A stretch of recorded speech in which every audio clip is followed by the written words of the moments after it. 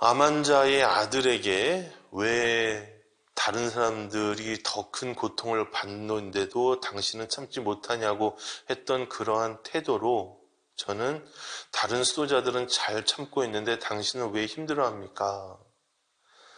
다른 수도자들은 다 이해하는데 왜 당신은 받아들이지 못하고 있습니까? 라는 식으로 다른 분들을 대했던 것 같아요. 그런데 나이를 먹어간다는 것, 이제는 공동체 안에서 나의 지위가 더 이상 보장되지 못한다는 것, 내가 누군가에게 도움이 되지 못한다는 그 현실들을 받아들이는 것만으로도 너무 힘든 이들에게 제가 과연 어떠한 태도를 그들에게 보여주었는가라는 것입니다.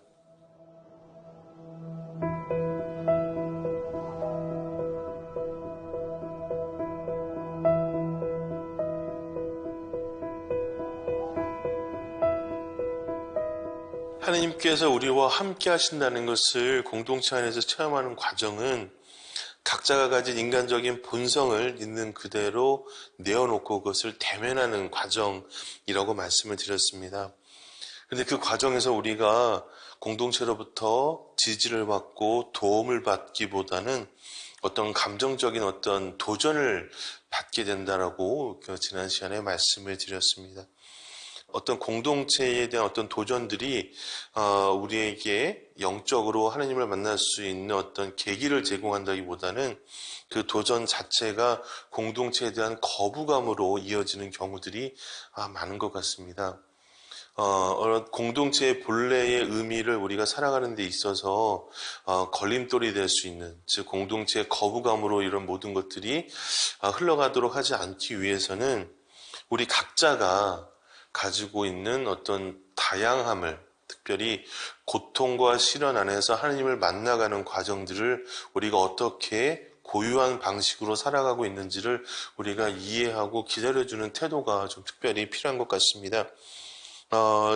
이와 관련돼서는 대구교구의 허찬욱 신부님께서 쓰신 그 에세이집 원래 그런 슬픔은 없다라는 책에 이런 내용들이 좀 나와 있습니다. 이 내용을 좀 나눠보고 싶습니다. 사람들은 모두 다른 방식으로 아픕니다. 사람마다 느끼는 고통의 형태도 조금씩 다르지만 사람마다 아픔을 대하는 방식도 다릅니다. 아플 때 사람들에게 위로를 구하는 사람이 있고 아플 때 오히려 혼자 조용히 고통의 시간을 견디는 사람이 있습니다. 위로를 구해 밖으로 나가는 사람이 있고 주변 사람들의 위로를 번잡스레 느껴 조용히 숨어드는 사람이 있습니다. 아플 때 목 놓아 우는 사람이 있고 조용히 입을 닫는 사람이 있습니다. 조용히 입을 닫는 사람은 자신의 고통이 견딜만해서 입을 닫는 것이 아닙니다. 침묵할 때 오히려 고통을 잘 견딜 수 있기 때문에 입을 닫는 것입니다. 고통받는 사람 앞에서 고통을 이겨내는 방식이 하나밖에 없는 것처럼 굴어서는 안 됩니다. 왜 목 놓아 우느냐고 나무라서도 안 되고 왜 가만히 있느냐고 무슨 말이든 해보라고 종용해서도 안 됩니다. 사람은 고유한 방식으로 고통을 대하며 그 고유한 방식이 아니고서는 고통을 견뎌내지 못하기 때문입니다. 이렇게 우리가 각자 그 고통을 이겨내는 방식이 다릅니다. 그런데 저의 경우를 미루어 보았을 땐 수도자는 이렇게 해야지. 우리 공동체가 어떤 슬픔을 대면하게 되었을 때 우리 공동체는 이렇게 해야지 라는 어떤 그런 저의 기준과 판단을 다른 사람들에게 강요하는 경우가 많았던 것 같습니다. 이렇게 저의 어떤 저에게 익숙한 방식만을 다른 사람들에게 강요하면서도 저의 방식을 다른 사람들에게 강요하고 있다는 것조차도 우리가 모르고 살아가고 있는 것 같습니다. 너의 슬픔을 이해한다는 말이 상대방에게는 정작 공감의 말로 들리지 않는 경우가 많습니다. 타인에게 위로와 공감을 주려면 타인의 슬픔이 어떤 것인지 조심스럽게 물어야 합니다. 타인이 슬픔을 대하는 방식은 어떤 것인지 섬세하게 봐야 합니다. 이해되지 않는 슬픔이 있다는 걸 알아야 합니다. 세상에 원래 그런 슬픔은 없는 거니까요. 이것이 마지막으로 허창욱 신부님께서 해주셨던 그 말씀입니다. 다른 이들의 마음을 섬세하게 바라보려는 그런 태도입니다. 이러한 그 태도와 관련돼서 서울대학교 안병원 종양내과 전문의 김범석 교수님이 쓰신 경계의 풍경이 묻다라는 책에 하나의 에피소드가 우리가 좀 도움을 받을 수 있는 이야기인 것 같습니다. 이 이야기에는 갑작스럽게 암이 걸린 어머니와 그 어머니를 안타깝게 바라보는 아들의 이야기가 나오고, 그리고 김범석 교수님께서 그 중간에서 내가 다른 이들의 마음을 섬세하게 돌아보지 못했던 부분들에 대해서 이야기를 해주십니다. 그래서 교수님께서는 그 환자의 아들에게 이런 질문을 받습니다. 제 어머니는 올해 12월에 첫 손주를 보시게 될 텐데 그때까지 사시긴 어려울까요? 울먹이며 묻는 아들에게 나는 아무 말도 하지 못했다. 환자는 12월까지는커녕 한 달을 더 사시기도 어려워 보였다. 이대로 암이 나빠지다가는 다음 주에 돌아가셔도 이상하지 않은 상황이었다. 그렇게는 어렵겠다는 내 대답에 환자의 아들은 끝내 울었다. 남들은 손주를 안아주며 행복하게 잘 사는데 왜 우리 엄마만 손주 보는 일이 허락되지 않는 걸까요? 이러한 그 아들의 안타까운 마음 앞에서 그 교수님께서는 이런 위로를 해주셨다라고 합니다. 당신만 그렇게 아픈 게 아닙니다.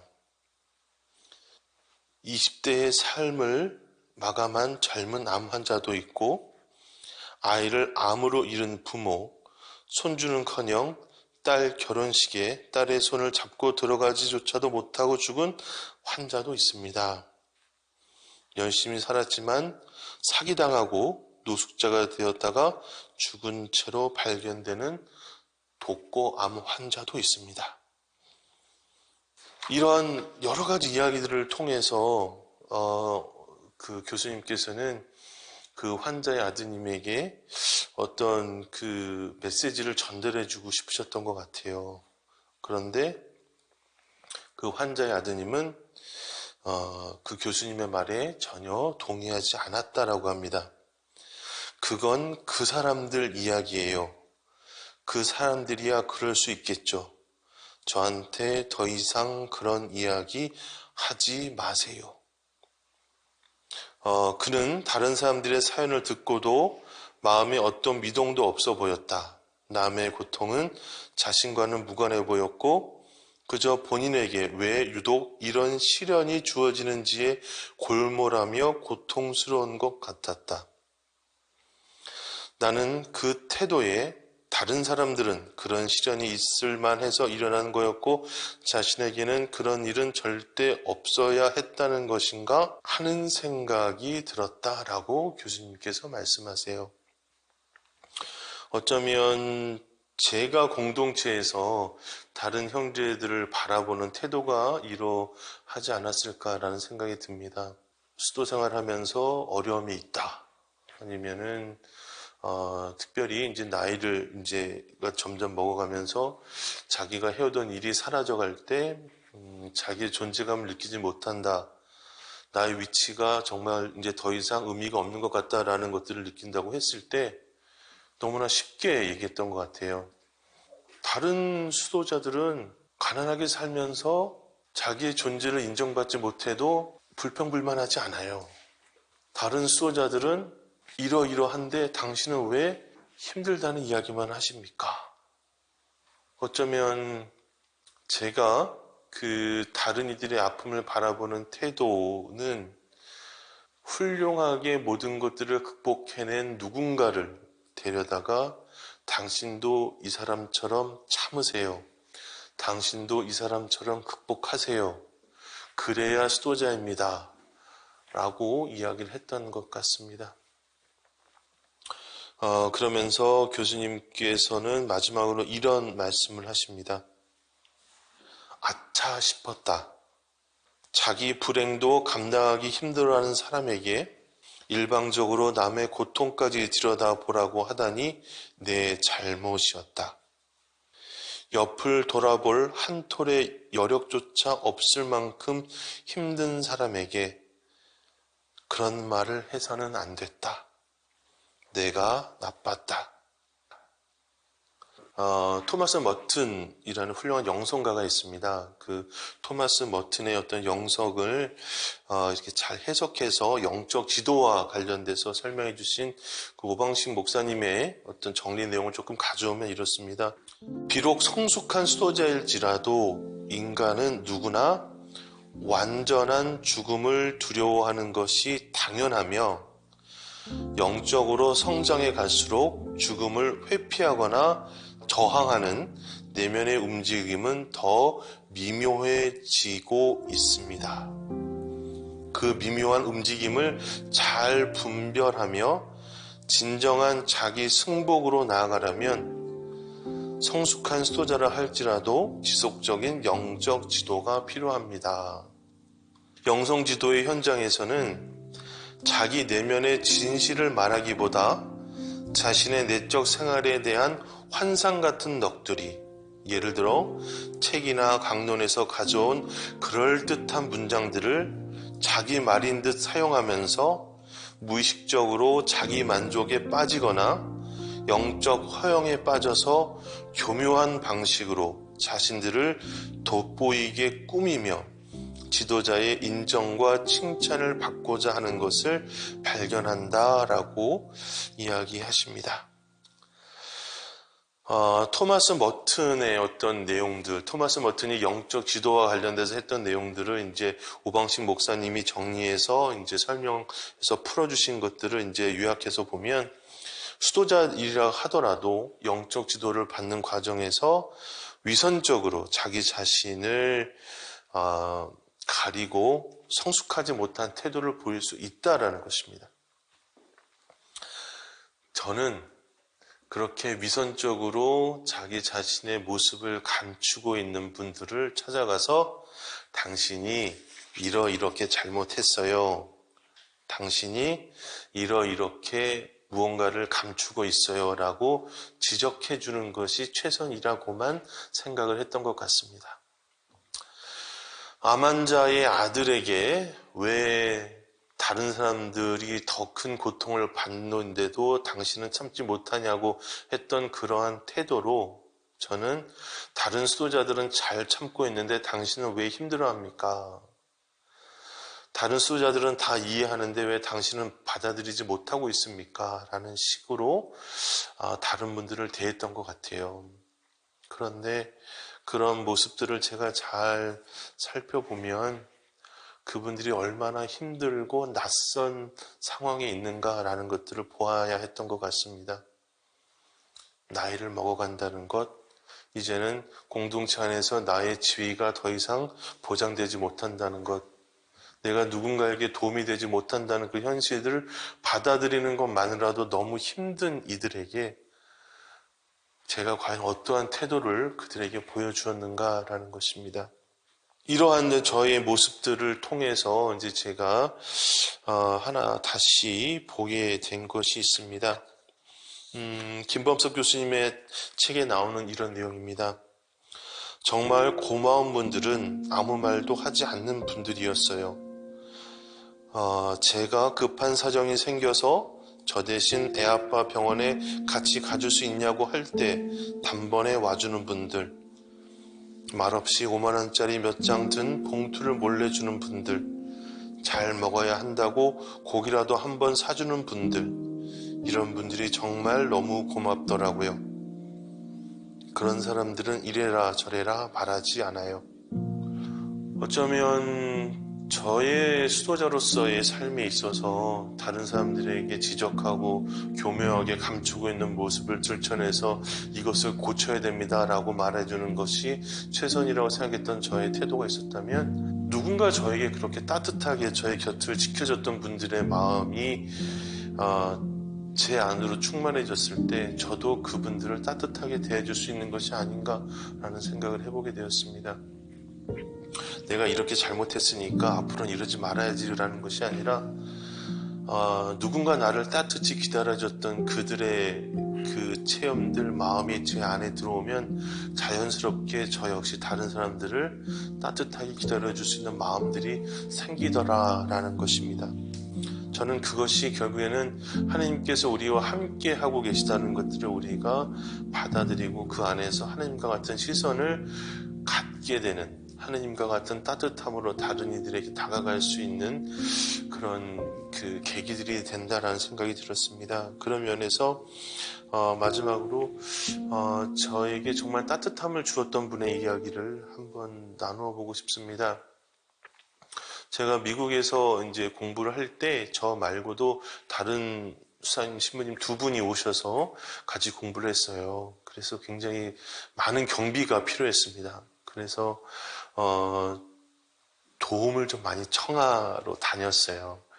학비가 필요하고 이런 부분에서 저희들이 경비가 있어야 된다라는 것들을 막 도움을 많이 청했습니다. 그래서 특별히 제가 몸담고 있었던 수도원이 뉴욕의 스테튼 아일랜드라는 곳에 있었어요. 그래서 거기엔 한인본당 신자분들, 그 다음에 특별히 버지니아 알링턴에 있었던 신자분들, 그리고 지금도 많이 도움을 주고 계셔요, 그분들이. 그리고 샌디에고에 계신 한인 공동체 신자분들, 또 시카고, 샌프란시스코, 이런 오클랜드 이런 곳에 있었던 분들이 많은 도움을 주셨는데, 특별히 이제 LA에 계셨던 그 장 로무알도 하고 장 마리안나 두 분이 생각이 납니다. 로무알도 회장님께서는 2007년부터 2019년 돌아가실 때까지 저희 수도원에 계속 그 후원을 해주셨어요. 그런데 저하고는 일면식도 없었습니다. 근데 건너서 알게 되신 거예요. 뉴욕에서 공부하고 있는 성바로 수도의 수도자들이 있는데 학비가 필요하단다. 도와줘야 된단다. 2007년도에 저희를 위해서 모금 활동을 시작을 하셨습니다. 본당에서 조그만 테이블을 놓고 미사 끝나는데 끝날 때마다 나와서 뉴욕에 누가 있는데 그 수도원에 누가 도움이 필요하다니 좀 도와주십시오라고 이런 것들을 10년 넘게 모금을 해주셨어요. 그래서 그것을 모아서 보내주시고 제가 한국에 다시 돌아왔다가 이제 기회가 돼서 이제 그분을 몇 년 만에 처음으로 뵀습니다. 그러니까 하느님의 일이기 때문에 도와준다고 하시더라고요. 제가 잘나서도 아니고 제가 무엇을 해서도 아니고 하느님의 일이기 때문에 그에게 도움을 주고 싶었다라는 그분의 그 겸손한 말씀을 통해서 내가 얼마나 많은 사랑을 받고 있는가. 수도자라는 이유 하나만으로 무언가를 내가 해서가 아니고 무엇을 잘나서가 아니고 그냥 그저 수도자라는 그 이유 하나만으로 노구를 이끄시고 매주 성당 앞에 나가서 모금을 해서 학비를 보내주셨던 그분의 그 정성이라는 것이 그냥 제가 수도자라는 그 이유 하나만으로 저에게 무상으로 그렇게 주어졌었다라는 것을 이제 깨닫게 되었습니다. 그런 마음이 이제 저에게 채워지고 나니까 누군가 도움이 필요하다라고 하면 기꺼이 제가 받았던 것을 기꺼이 내어 주어야겠다라는 마음을 갖게 되었던 것 같습니다. 에베소서 1장 3절에서 4절 하나님께서는 그리스도 안에서 하늘의 온갖 영적 복을 우리에게 내리셨습니다. 세상 창조 이전에 그리스도 안에서 우리를 선택하시어 우리를 당신 앞에 거룩하고 흠없는 사람이 되게 해주셨습니다.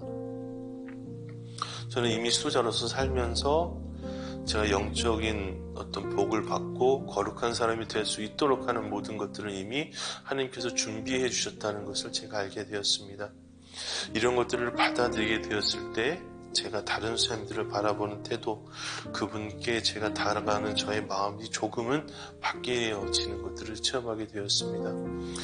하나님께서 우리와 함께 하신다고 하시고 하나님께서 우리를 변화시켜 주시는 방식은 우리가 무엇을 고쳐야 된다라는 것이 아니라 이미 우리가 받은 그 사랑으로 인해서 우리가 변화되어가는 체험, 그 변화의 체험 자체를 통해서 우리들은 다시 한번 하느님의 도움을 받는 것은 아닌가 생각해 봅니다.